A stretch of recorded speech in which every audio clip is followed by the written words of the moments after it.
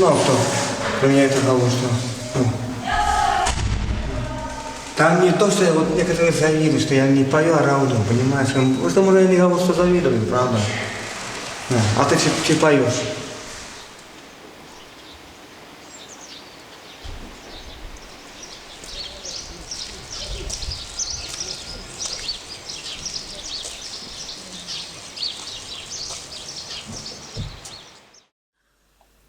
Вообще вот, могу зачитать. Государственное учреждение Сибирский психологический дом-интернат образован приказом Минского отдела социальное обеспечение номер 66 от 21 ноября 1960 года. В течение времени в интернате проживало 160 человек. Первые проживающие были зачислены 13 февраля 1961 года. К концу этого года проживало всего 68 человек.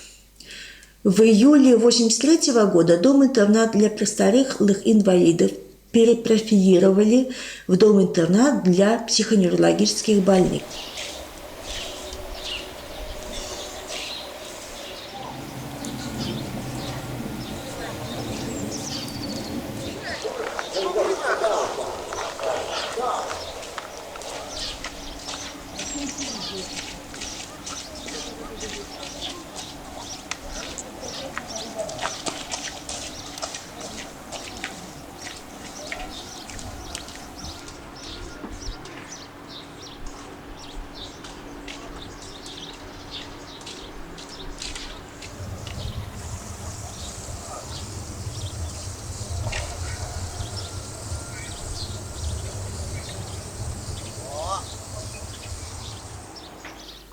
Тебе денег не хватает.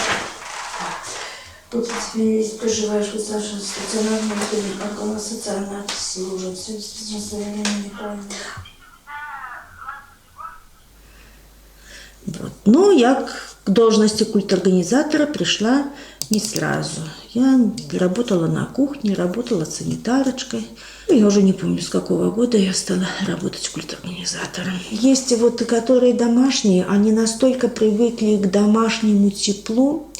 Во-первых, они плохо, тяжело адаптируются, можно так сказать, к условиям проживания.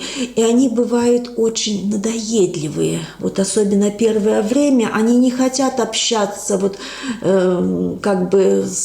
со своим контингентом. Хочется им общаться уже более со здоровыми людьми, там уже чтобы им больше, чем другим, уделяли внимание. Они поступают, и с ними больше медики общаются в это время. Есть же такие, которые плачут, это все, чтобы они не расстраивались. Но если у тебя это не получается, значит, у тебя получится что-то другое. Вот в таком смысле уговариваешь это. Где-то им потураешь, а где-то, может быть, надо и очень строго с ними себя повести для того, чтобы на тебя могли уважать. Потому что если очень начнешь с ними понебратство, это тоже плохо, это нельзя. Я бы сказала, этого делать тоже нельзя. Их надо, как можешь, их уважать для того, чтобы они уважали тебя. Ты все смотришь не туда, мужику надо любить, мужика хоть куда, ты все смотришь не туда. Что, молодцы. Наверное, пустить вам еще плюсовку. С плюсовкой попробовать.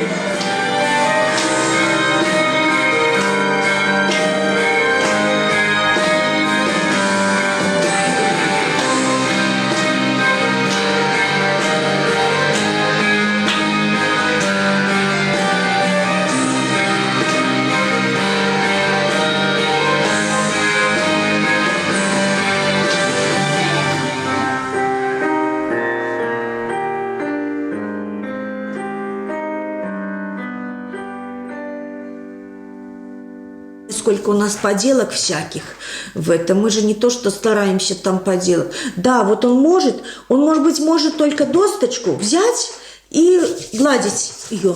Понимаете? Один будет гладить, а другой рисунок нарисует. Но не хочет он разукрашивать его. Другой может только сидеть, разукрашивать рисунок. Понимаете? Это не можно сказать, что они все что-то очень такое умеют. Да, некоторые умеют, а некоторые, они пускай один штрих сделают, но они все равно внесут свой вклад в это творчество. Вот так я бы сказала вот об этом и все. Стараешься хоть что-то ему дать, даже в том смысле, если он никогда в жизни не знал, что такое буква А и Б, стараемся его, если можно, научить этому. Сколько будет? И плюс 3. Сколько? 5. 5. У 5 что нам надо? Один забрать. Забирай один. Сколько остается? 4. Прибавь арбузик. Машинка для мальчиков. Яблочки. Подожди, яблочки. Что? Школу надо вспоминать. Боишься ручкой писать? Не любишь ручкой писать? Сейчас дам ручку, хорошо. Да ради, не бойся. Вот. Вот как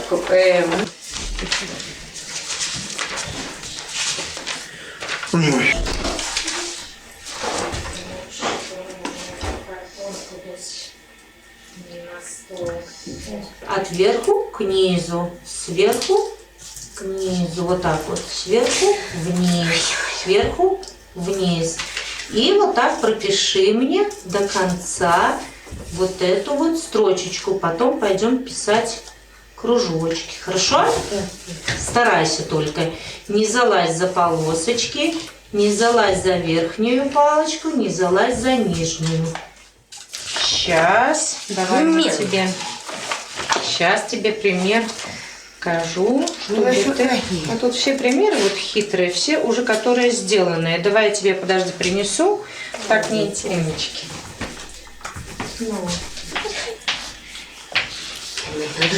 Да. Что уже, хочешь сказать, написала? А теперь, Алка, еще раз проверь. Тише. Один.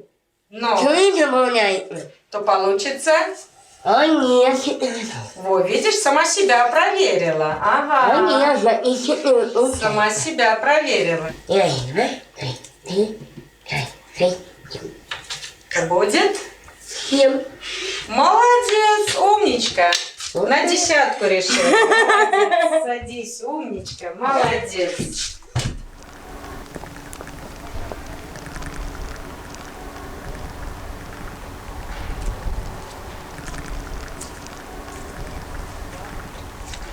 Больным на их 10% пенсии закупаем то, что они дают нам заявку, то, что они хотят, чтобы мы им купили. И потом, согласно того, что мы уже закупили, согласно той суммы, снимаем эту сумму на сберкассе. Все это подтверждено чеком, товарным чеком. Вот.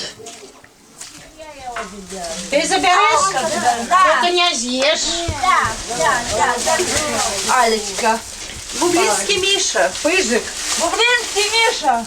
Пыжик. Игорь. Батарейки. Максимов. Максимов, во. Так.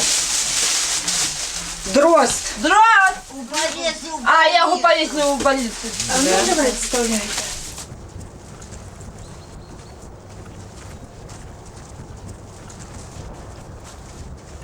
Приехала сюда в 90-м году. Я сначала никого не знала. Сначала познакомилась с одним. Узнала, что он на ферме работает. Сергей таким Моталыга. И он мне просто объяснил, где конюшня находится, где коровник находится. У нас тут раньше все было по отдельности. Конюшня отдельно, телятник отдельно, коровы отдельно, свиньи отдельно. И потом я решила попробовать сначала с конями, с телятами, а потом пошла на корову. Одна пашет землю, тут такая, огороды это пашет, людям помогаем пахать. одним камнем, это черная зорка. А рыженькая это постоянно на ферме. Навоз вывозим зимой, подкормку подвозим на ней. А черная зимой отдыхает. На ферму я иду где-то, может, 35 минут с 6 идем. Потом начинаем сначала коровам муку даем. Потом это я телят начинаю поить, коней начинаю поить водой теплой. Потом начинается у нас дойка. Доим мы коров. Тая корова, которая последняя отелившаяся, она с теленком стоит, но молоко мы от нее отберем и даем тому теленку, который первый родился. А остальное молоко сдаем на кухню.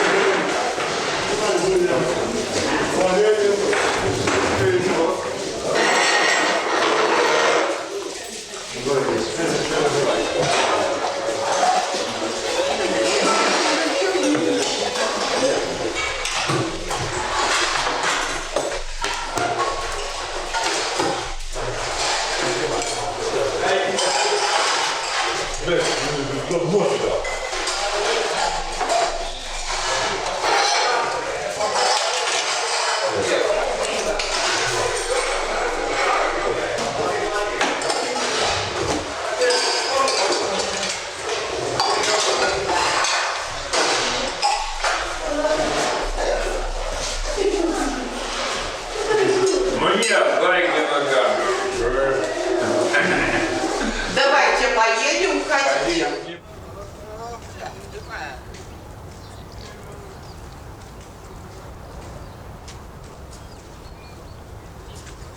Подписано имя, кто это делал.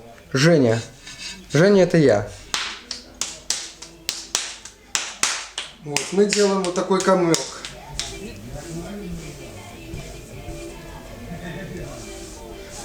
Вот. Я занимаюсь керамикой уже как год. Вот. В своей жизни, когда я увидел керамику, вот сердцем прилегло, и я начал заниматься этой керамикой. Она очень интересна и очень интересна. Вот. О, раздавить. А для чего? Чтоб ваша тарелка не лопнула в печке. Я сам из приюта из Жодинского района. Вот. Родители моих лишили родительских прав, потому что они пьянствовали. Меня государство взяло под опеку. Образования у меня нету. Тут я работаю дворником. Вот. Свободное время, если есть у меня, я занимаюсь керамикой. Вот. Я даже занимаюсь резиной, колесами. Машинными колесами, которые можно любую вещь сделать. Но мой день проходит с душою. Вот пришел, работа есть, слава Богу. пришел с душой, спокойно, никакой суеты, никакой спешки. Сиди, занимайся, никто не мешает. Если, допустим, кто-то пришел, хочет поучиться, пожалуйста, пускай приходит, учится. Всем места хватит. Самое, пожалуй, положительное мое воспоминание – это в первый раз в жизни. Самое-самое воспоминание – это я на свой день рождения выступал на концерте. Я исполнял песню «Помолимся за родителей». Это самое было мое желание. И вы представляете, это желание исполнилось.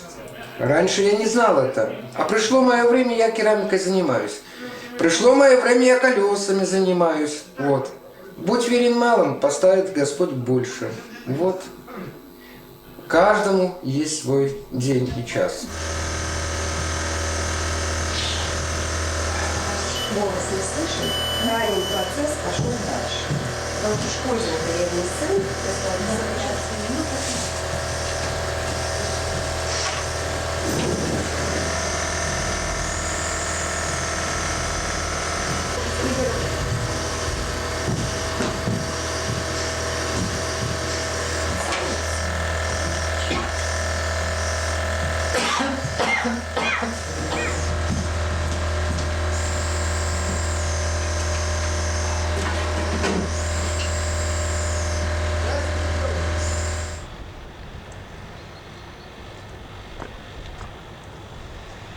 Лукашевич Лариса Григорьевна, врач-психиатр, нарколог. Работаю здесь полностью с 2000 года.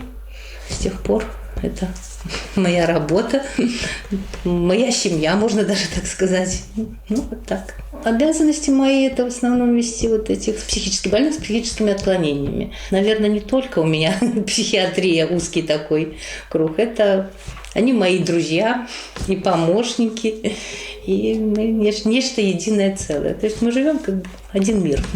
Вот. Ну, основное, конечно, смотреть, наблюдать, контролировать, смотреть за течением. Ну, в основном у нас тут такие психохроники, и, в принципе, они сюда, люди поступают к нам, ну, уже с установленными диагнозами. Мне надо, я в основном только поддерживающую терапию провожу. Ну, и если, конечно, ну, всякое же бывает, возникают психозы, и тогда приходится, значит, поступать, ну, по обстоятельствам, по состоянию больных. Часть – это из домов ребенка. То есть дети-отказники, вот такой уровень, и такие люди, такой социальный статус бомж. Вот в последнее время к нам поступает с РНПЦ психического здоровья с новинок, вот с таким, значит, адрес бомж. Все они считают, что критика всех практически снижена. Они все считают, что они могут жить в нашем социуме, что они хорошо адаптированы, что они совсем справятся. Вот. И поэтому, когда вот сразу сюда поступают, и многие едут сюда временно, ну, считают, что они тут будут временно. Многие считают, что вот побуду, покажу себя хорошо, и потом, значит, опять вернусь домой туда куда-то. Но в основном, когда поступают к нам вот такие глубоко дементные старики, они вообще очень тяжело адаптируются. Стоит поменять место жительства, для них это стресс. И они очень тяжело адаптируются, и как-то грустно об этом говорить, но недолго они у нас живут. Они не могут находиться в нашем, в том социуме, в котором живем мы, одновременно. Потом они даже в семьях не могут своих жить, поскольку вот такая особенность таких больных, что они агрессия к родственникам. А вот когда они приезжают к нам, совершенно люди меняются. Вот в этом нашем общем котле они меняются, становятся как-то лучше, я бы даже сказала. Может, они потому что на равных. Вот родственники обычно звонят и спрашивают, а как он там? Вот, иногда даже боятся долго приезжать. Вот. Но я не могу ничего сказать о своих больных плохого. Хорошо, как-то, если вот прошел период адаптации, и как-то смиряются с тем, что они будут у нас жить, приспосабливаются некоторые, у которых интеллект повыше, и живем. У него жуткая зависимость от компьютеров. Закончилось его время, он мне приносит. Еще веры большой нету, но мне вот приносит свое подзаряживающее, потому что у него начался конъюнктивит, он стал плохо спать, отказывается от еды. Я сплю хорошо. Вот. Но я тебе уже верю. Вот видишь, ты сам мне принес. Правда? И, Ну теперь вы разрешаете навсегда все? Не, ну что ты, еще ж мало времени прошло. Вот, и он такой вот, ну вот, зависим от компьютера. Он овладел хорошо компьютером, и, ну, в основном играми вот такими вот. Пойдем, ты знаешь, что слезами горю не поможет. Давай мне свою приставочку, пошли. Пошли. Леха. Татьяна. Коля. Михаил. Андреев. Александр Александрович. Зора. Аня. Игорь. Володя. Фамилия Жабинский. Яна. Ну, я Виталий Злач, я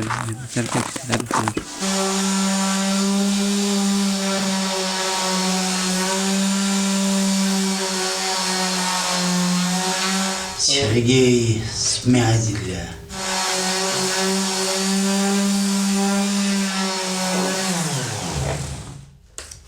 И инструментом вот уже не блефую.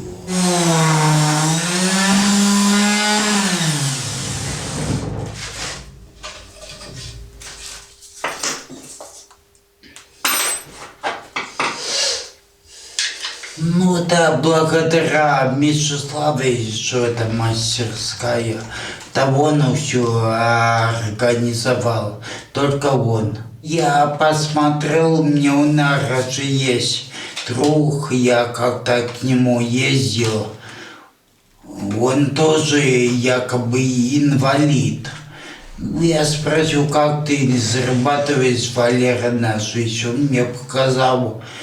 Я говорю, да не может быть этого. Ну вот, гляди, что я обманываю тебя, Сергей. Я говорю, надо мне попробовать. Ну попробуй, ну раз попробовал, 2, 3, понравилось. Не очень плохим было. Ну как, учился, среднее образование имею. Но рос я бандитом. Ну я сам по себе больной человек, ну, болею эпилепсией. Но рос я неуправляемым. Мне мать сдала в этот интернат. Потом забрала. Потом опять сдала. Видеть, что толка нету с меня, и опять сюда. Подъем. Ну, умылся. Прошли работники, я спросил, надо помогать или нет. И мне там Антонович дает весь расклад. Сергей, надо это сделать, надо у этой палате тумбочку сделать, там у такой-то палате надо полку сделать, там внизу столик поломали больные, надо скласть назад. Вот такой и проходит день ото дня. Ну, я только показал, что я могу врезать по дереву, ну, какие-то поделки делать. Он увидел, там поляки приезжали к нам с Польши, и помощь была такая организация у них, что к нам приезжали периодически. Они тоже инструменты попровозили всякие. Но я работаю в основном на интернат. Делаю рамки, помогаю по строительству. Ну, что скажет, то и делаю. Ты меня видишь? Идти?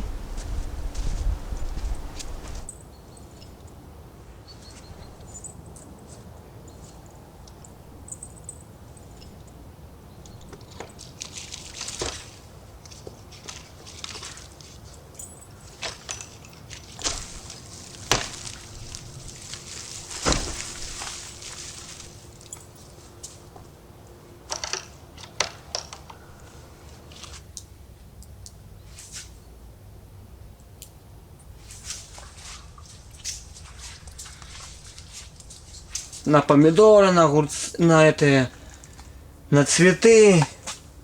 А здесь были шланги вот.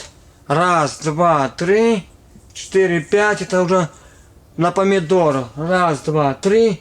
На огурцы. Вот. Мешков по 2 мешка целых. Даже 8 мешков мы раз в год собирали огурцов. 8 мешков собрали. Надо кто капюшон одевать, правда? Придумали, холодно им. У Слуцка родился, там пишет в документах, я родился это Слуцк, деревня Пятница.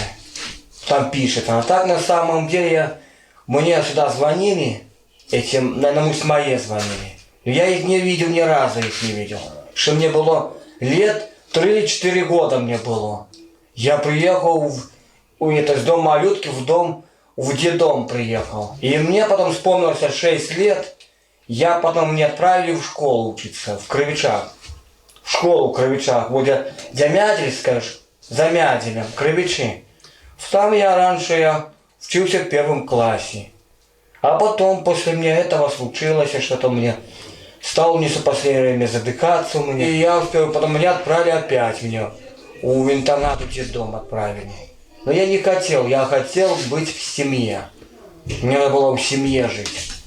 Я хотел пойти в музыкальное училище. Я малый помню, я все мечтал кончить музыкальную школу и пойти на музыкальное образование в училище. И вот мне эта мечта не сбудилась. Я слухаю, я и магнитофон могу поставить у меня по телевизору. Там можно и кассету слухать, и диски ставить.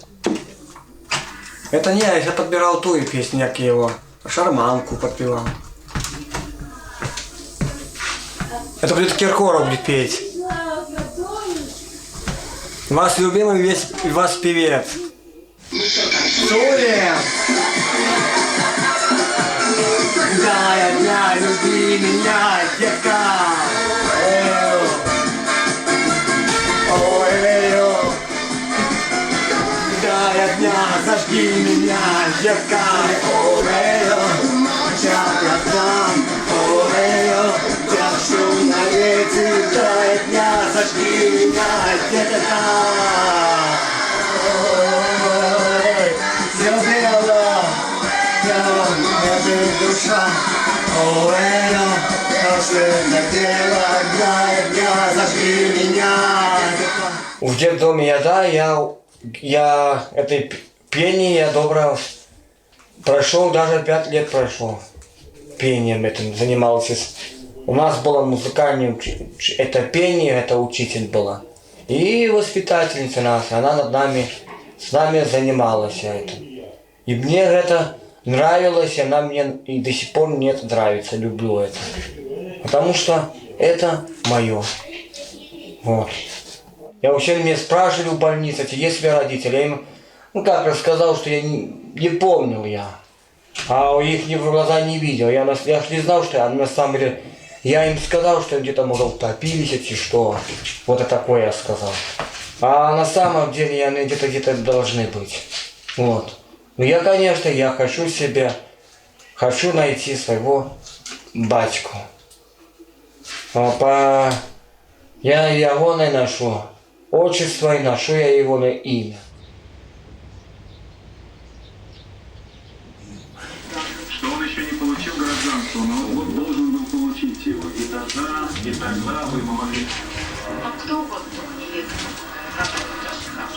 то, что агрессия наружу? Нет, это человек, который обращен к себе, ему как бы горе в своей любви, а мне лично безумно жалко в этой ситуации. Нашли на орудие убийства, указал, кстати, выбрать скандалов. Это как единое целое. Это значит, что даже если были какие-то...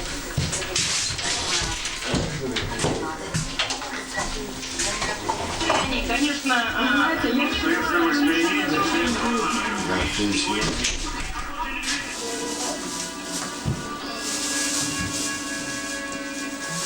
кнопочку нажми.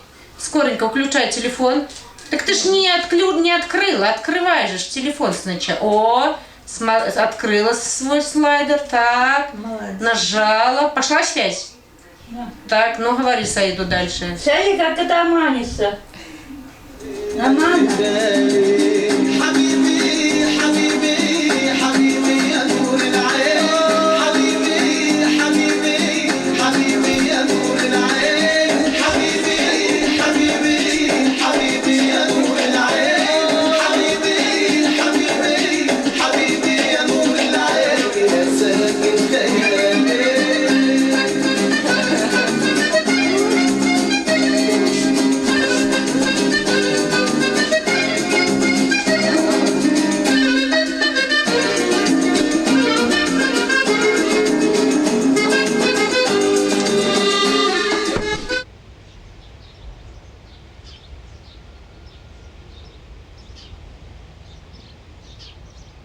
Это уже благодаря школе, то, что я так, ну, типа, любительски баловался.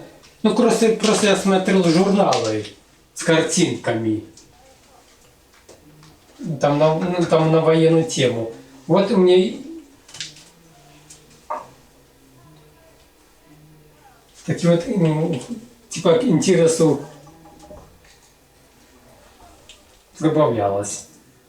Из компьютера. Уже фотокартинкой. Ну тут, конечно, дело в том, что не хватило нужных цветов. Должно быть горное озеро, але заместо озера тут получилось совсем другое.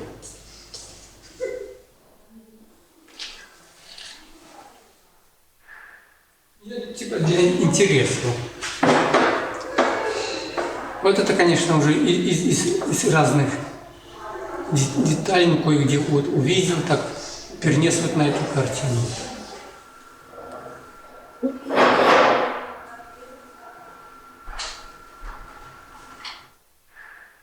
Это ваза, ну, с деревом, ну, слитая. Вот этот пень из компьютера, пень из дома.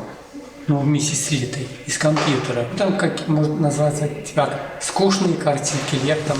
А вот это я колонны, которые стоят. Это я в колхозе видел. Вот и желтые, за домом и деревом. Коли думаю, вот переписать. Это гуашью и лаком покрыто. Ну, прозрыстым.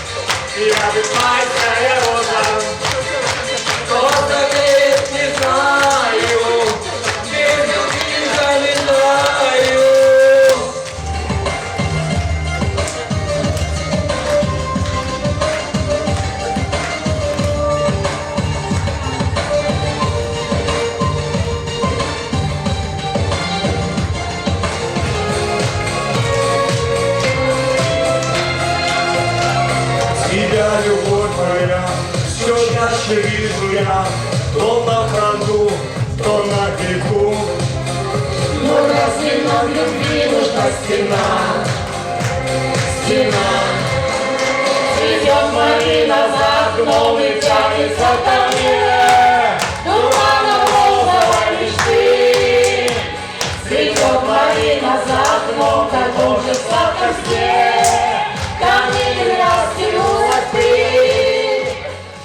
Морская колыбель укачивает звездные созвездия.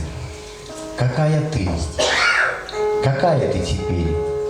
Обрадуешься ли моему приезду? Какая ты? Короткий мой звонок, и мы замрем в объятиях у двери. Остался до смешного малый срок. Но как же трудно явь к себе примерить. А за окном вовсю звенит капель, бегут ручьи, не выйдешь из подъезда. какая ты? Какая ты теперь? Молчит в ответ таинственная бездна. Почему голоса звезд полные раки пива слышны? Эти слезы дождя принес, только слезы мне не нужны. Разлучился смотреть вдаль, разлучился считать тоска, разлучился любить февраль. Он забрал тебя навсегда.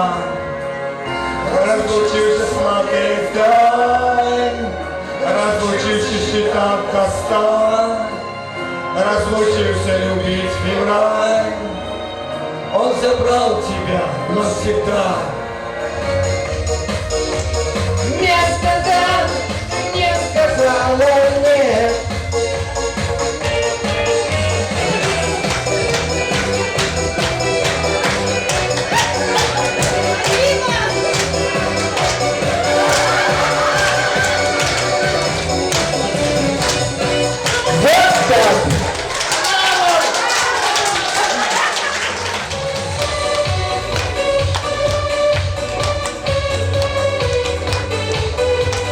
Синий глаз его краса затуманила глаза.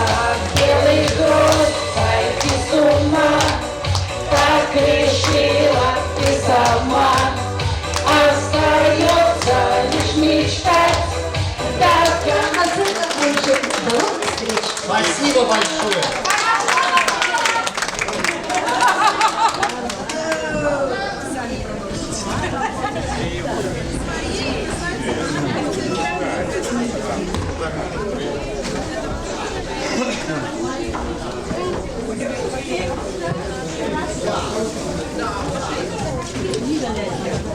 Это дядя. Да, иди, за вам дядя. Это дядя. Дядя мама. Боимся. Добро ты приехал.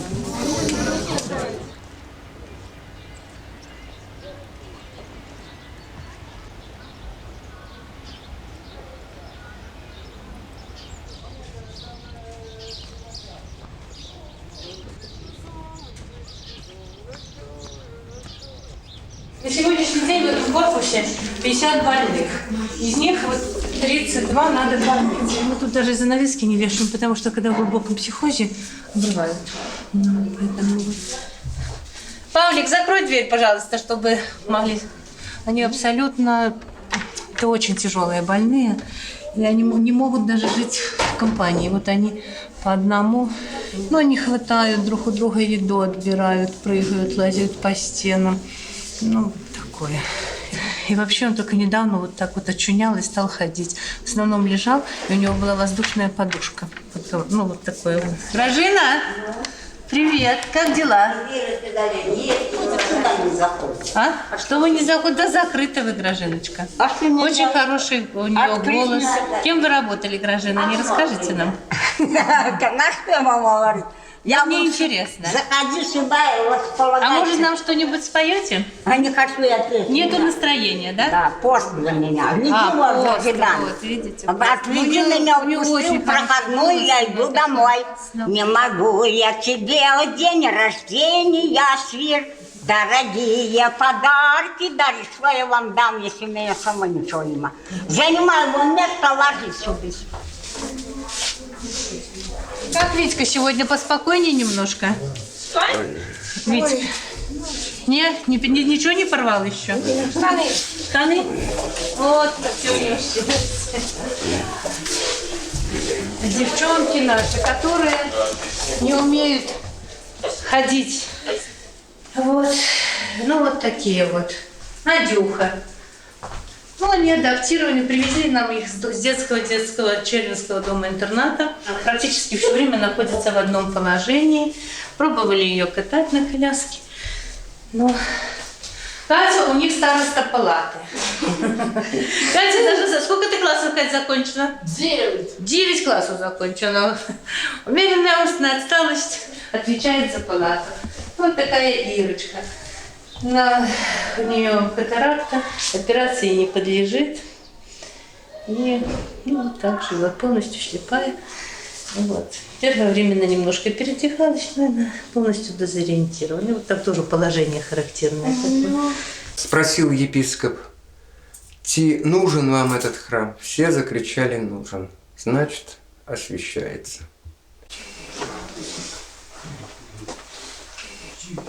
И мирное, и блаженство вечного в будущем веке сподобит нас, да вы воссылаем тебе живущего Духа Божия сотворил и сицы нас не остави, святителю Христом, сотворите благую Твою волю. Господи, помилуй, Господи, помилуй, Господи, помилуй.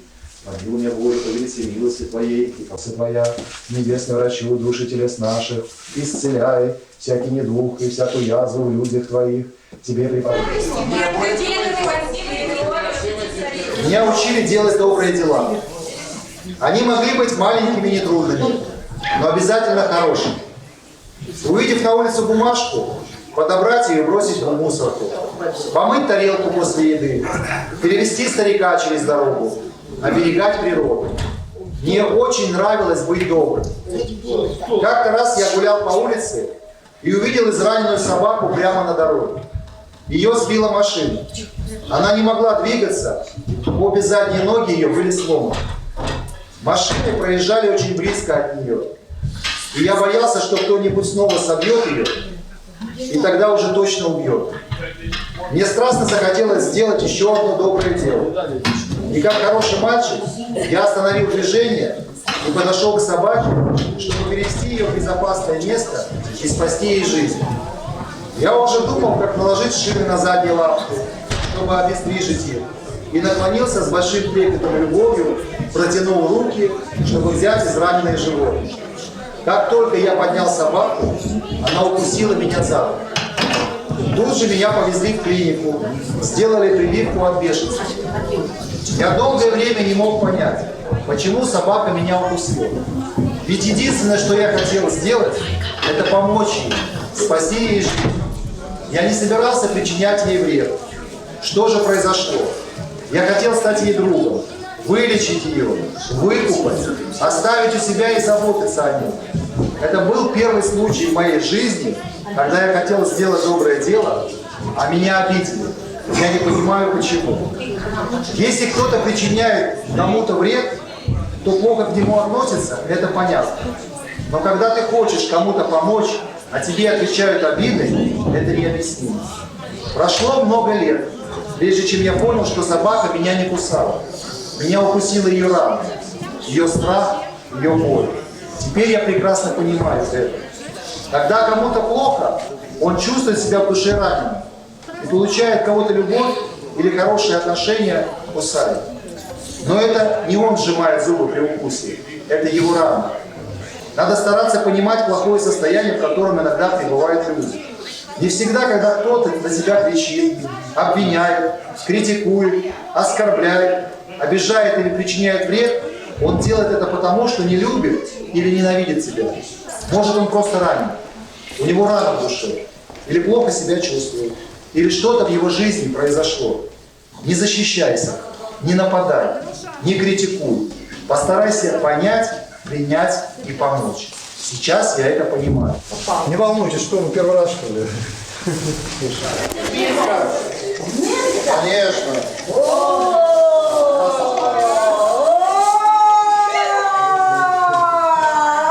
Знаки вкусные. Я масло на тебе помазал. Святая Богородица. Кушайте сладко. Здравствуйте, мужички. Помазал вас маслицем благодатным. И сладкого принесли. Святая Богородица, помогаем. Здравствуйте. Дай мне, пожалуйста. Богородица, помогаем. Всем дали? Хорошо. Святая Богородица, помогаем. Где твоя ручка? Руку давай. Деточка, Ты была на концерте, да? Молодец. что ты там дал? Жень? Ну ты что, балдеешь тут лежишь? Балдею. Нормально? Хорошо, подожди, сейчас я еще посмотрю, Жень. Дальше зефиринку. Дайте еще зефиринку. Кушай. Ну, всем дай пару.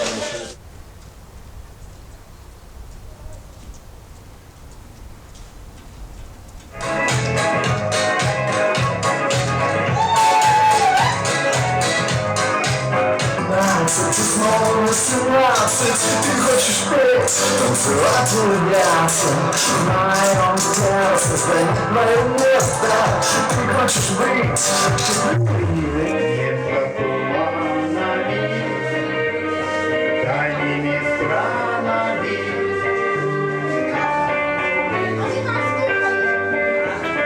Вот поворот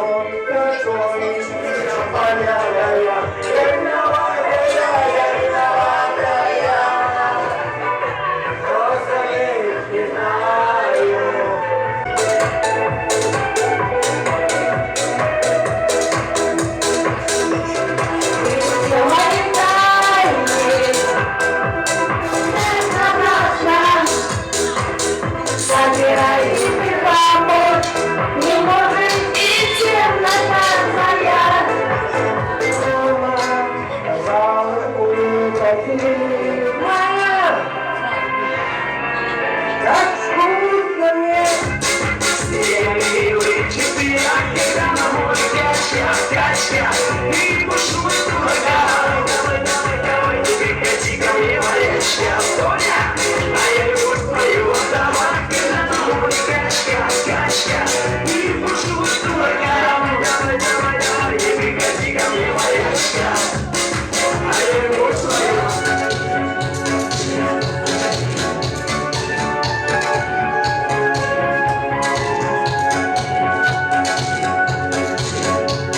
Спасибо, на этом дискотека закончена. Денис Александрович, деревня Сидоровичи, живу в Старлыгах. Меня провели из больницы. Ну, вызвали родители. Дрова секчи. Свиней глядеть люблю. Ой, вчера на тракторе ездить люблю. Получил группу инвалидность. Но я и попал сюда. Дом молебен.